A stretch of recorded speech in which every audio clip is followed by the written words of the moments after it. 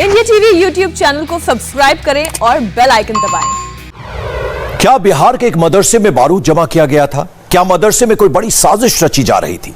बांका के मदरसे में हुए ब्लास्ट की स्टोरी को हम पिछले 48 घंटे से लगातार इन्वेस्टिगेट कर रहे हैं और इस धमाके के बारे में हमें चौंकाने वाली जानकारियां मिली हैं। हमारे रिपोर्टर नीतीश चंद्र ने बांका जिले के नवटोलिया गांव से ये एक्सक्लूसिव रिपोर्ट भेजी है, देखिए।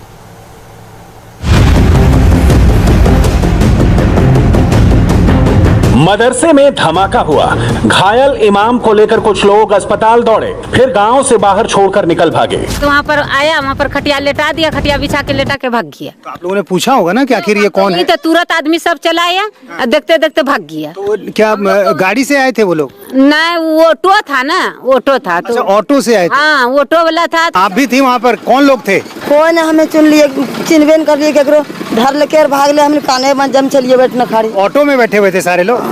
हाँ, वो लोग। अच्छा, तो इमाम को खटिया पर रख दी और भाग गए? हाँ, भाग गया। पहले गांव के मदरसे में धमाका हुआ, फिर आधे घंटे बाद पड़ोस के गांव में भी ब्लास्ट सुना गया। यहाँ आवाज हुआ, वो लोग बम फोड़ा उधर से। बताइए, वो लोग उधर कैसे फोड़ा? जब तक इधर नहीं किया तो उधर कैसे बम फोड़ा? वो लोग फोड़ दिया इधर जैसे हुआ। ठीक आधा घंटे के बाद उधर बम भी आवाज हुआ। उधर भी? हाँ, उधर भी आवाज हो गया। ठीक आधा घंटा के बाद पड़ रहा था पूरा। बिहार के बांका जिले के एक मदरसे में हुए धमाके की कहानी में पिछले 3 दिनों से इतने ट्विस्ट आ चुके हैं कि गिनना मुश्किल। लेकिन धमाके की गुत्थी सुलझने की बजाय उलझती ही जा रही है। सवालों की लिस्ट बढ़ती जा रही है। विस्फोट का रहस्य गहराता जा रहा है। नंबर 1, मदरसे में धमाका किसने किया? नंबर 2, इस ब्लास्ट की वजह क्या थी? नंबर 3, धमाके में कौन सा विस्फोटक इस्तेमाल हुआ? नंबर 4, ये विस्फोटक कहां से आया? नंबर 5, पुरुषों ने गांव क्यों छोड़ा? नंबर 6, इमाम झारखंड के चतरा क्यों जाता था? नंबर 7, धमाके के बाकी घायल कहां हैं? नंबर 8, क्या इस धमाके का ताल्लुक किसी आतंकी संगठन से भी है? इमाम के संपर्कों को क्या आप लोगों ने खंगाला है? क्या ये बंगाल से इनका कोई संपर्क था? वर्धमान में घटना हुई थी, कहा जा रहा है कि उससे इसका मॉडल थोड़ा मिलता है। बांग्लादेशी आतंकियों के साथ कोई संबंध? नहीं, अभी तक उस तरह का कोई बैकग्राउंड इमाम का हम लोग के सामने नहीं है। हम लोग उससे बिल्कुल, ये 10 वर्षों से यहाँ रह रहे थे, 2010 से इस मदरसा में इमाम थे, तो उस प्रकार का कोई लिंक नहीं है। बल्कि उस गांव में जो पिछले साल जुलाई महीने में एक घटना आपसी मारपीट की, छोटे से नदी में आने जाने को लेकर, चांदा नदी बगल में है, नदी में आने जाने के विवाद को लेकर कुछ लोगों में आपसी आसपास के गाँव में मारपीट हुई थी, उसमें भी इसी तरह के बम का इस्तेमाल हुआ था। वो केस हम लोग के पास है, उसमें उस गाँव के कई लोग गिरफ्तार भी हुए थे और कुछ अभी भी वांछित है, जिसकी गिरफ्तारी हम लोग करने वाले हैं।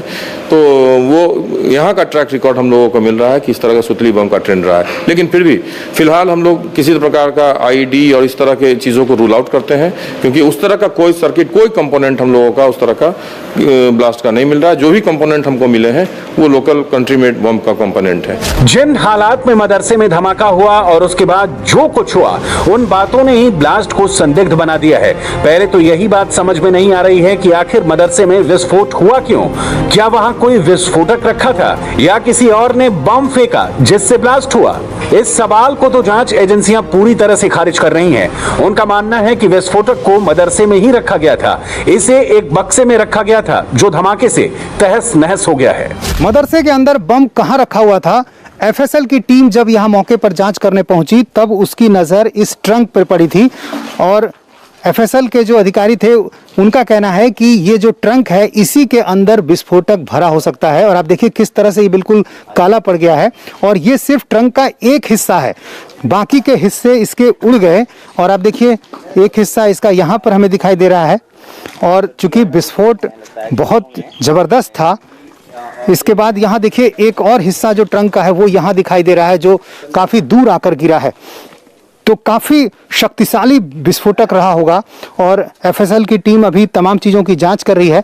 लेकिन जो यहाँ की तस्वीरें हैं वो बताती हैं कि किस तरह से ज़बरदस्त विस्फोट हुआ है और उसी का नतीजा है कि यहाँ जो कुछ भी था, छत तो पूरी गिर ही गई और तमाम वो जो चीज़ें थी यहाँ पर वो किस तरह से तहस नहस हो गई।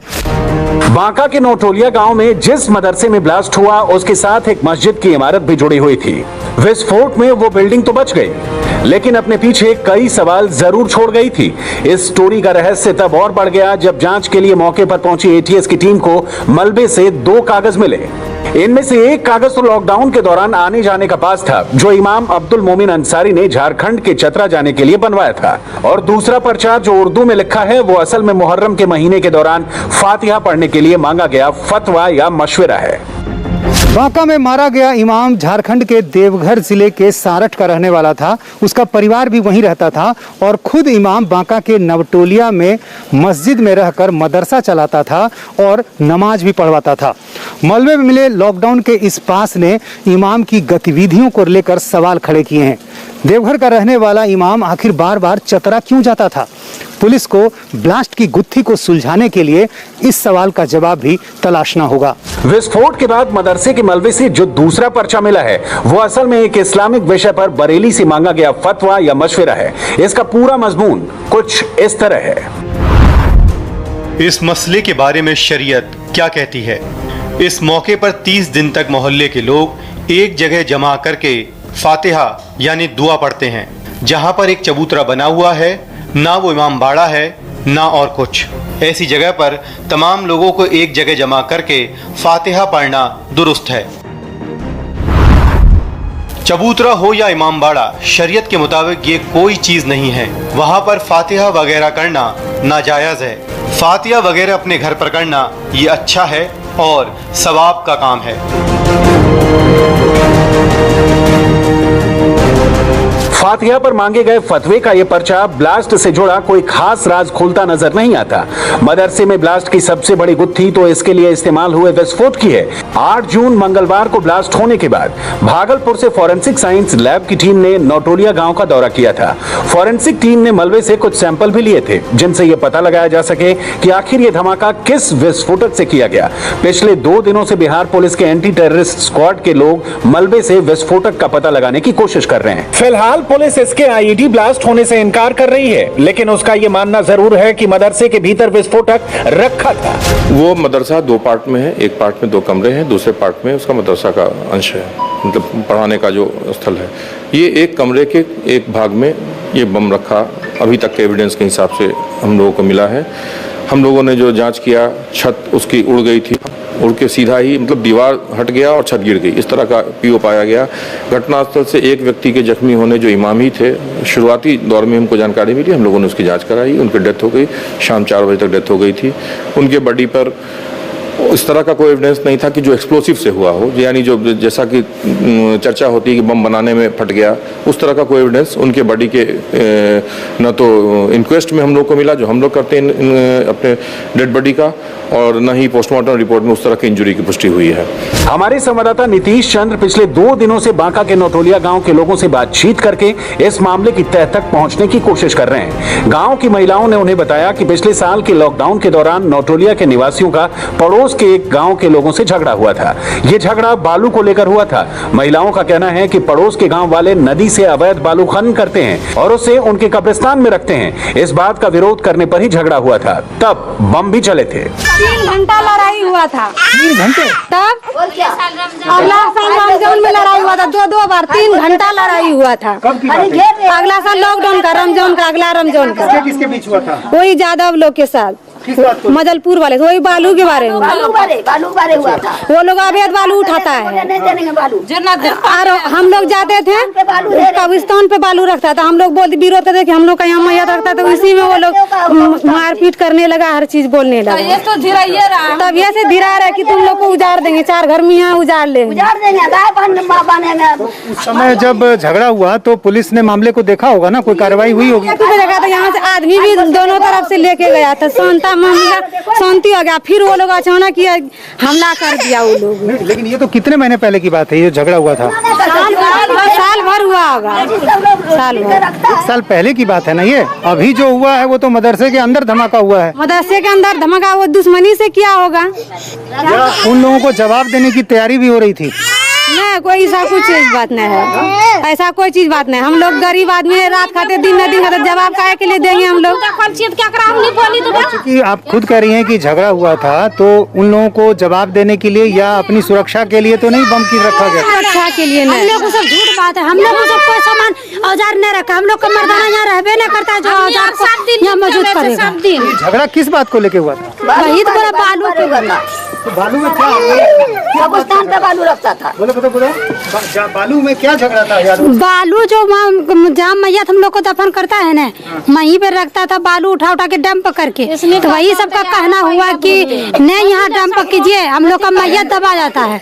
उसी में थोड़ा बहुत हो गया तो सब एकदम पूरा सीरियस। बकरी जाता था, बकरी हम उधर खेत में बकरी पकड़ के ले आया था, बकरी बांध के रख दिया, फैल दिया, खस्सी खा लिया एगो पकड़ के। वो लोग अब बोलने के लिए तो गला गली करने लगा, वो लोग मारने भी लगा, इसीलिए दोनों तरफ से हो गया। पिछले साल हुए झगड़े की पुष्टि पुलिस ने भी की है और ये भी बताया है कि तब भी गांव वालों ने देसी बमों का इस्तेमाल किया था। उस गांव में जो पिछले साल जुलाई महीने में एक घटना आपसी मारपीट की, छोटे से नदी में आने जाने को लेकर, चांदा नदी बगल में है, नदी में आने जाने के विवाद को लेकर कुछ लोगों में आपसी आसपास के गांव में मारपीट हुई थी, उसमें भी इसी तरह के बम का इस्तेमाल हुआ था। वो केस हम लोगों के पास है, उसमें उस गाँव के कई लोग गिरफ्तार भी हुए थे और कुछ अभी भी वांछित है। इलाके के एक मुस्लिम धर्मगुरु मौलाना अबरारुल हक का कहना है कि पिछले साल हुआ झगड़ा हिंदुओं और मुसलमानों के बीच हुआ था। मौलाना अबरार का कहना है कि पिछले साल हुए उस झगड़े का मंगलवार को हुए विस्फोट से कोई संबंध है या नहीं, इसकी जांच पुलिस को करनी चाहिए। देखिए, आज से लगभग 2020 में लगभग हो गया होगा 8-9 महीना पहले या साल भर कह लीजिए, तो उस वक्त भी जो ना यहाँ कुछ ऐसा मामला हुआ था, हिंदू मुस्लिम में एक लड़ाई हुई थी। तो उसके बारे में जानकारी हमको बहुत अच्छे तरीके से, क्योंकि यहाँ जो कुछ भी होता है तो उसके बारे में मुझे जानकारी मिलती रहती है। हालांकि विस्फोट वाले दिन या उससे पहले गांव में किसी संदिग्ध के आने जाने की बात से नौटोलिया के लोग इनकार करते हैं। अब तक की जांच में पता चला है कि मदरसा सरकार के साथ रजिस्टर्ड नहीं था, ये गांव की ही जमीन पर बना हुआ था और स्थानीय लोग आपसी मदद से मदरसा चला रहे थे। मदरसे को सरकार से कोई मदद नहीं दी जा रही थी। ये एक और बात है जो सवाल खड़े करती है। रजिस्टर्ड था या नहीं मदरसा के बारे में आप लोगों ने क्या पड़ताल की? क्योंकि बहुत सारे ऐसे मदरसे भी जो हैं जो फर्जी तरीके से चलते हैं। फर्जी शब्द से मैं नहीं बताऊंगा। हमारे यहाँ पे मदरसा बोर्ड है जिससे हम लोग मदरसों का रजिस्ट्रेशन करते हैं, उसमें अप्लाई करते हैं। तो ये मदरसा हमारे डिस्ट्रिक्ट में 14 टोटल रजिस्टर्ड मदरसे हैं। ये मदरसा एक अनरजिस्टर्ड मदरसा था और एक रैयती लैंड पे था। तो इसको हम लोग ऐसे समझ लें कि एक प्राइवेट स्कूल टाइप की चीज़, ये एक प्राइवेट बॉडी के द्वारा या व्यक्ति के द्वारा उस गांव में चलाई जा रही है। और क्या वैक्सीन के 2 शॉट लेकर उम्र भर कोरोना फ्री रहा जा सकता है? कोरोना से जुड़ी इस बड़ी और पॉजिटिव खबर की डिटेल के लिए अब देखिए जीतेगा इंडिया अजय कुमार के साथ। नमस्ते, मैं हूं मीनाक्षी जोशी। वीडियो और खबरों से अपडेट रहने के लिए India TV YouTube channel subscribe करें, बेल आइकन दबाना ना भूलें। जुड़े रहें इंडिया टीवी के साथ।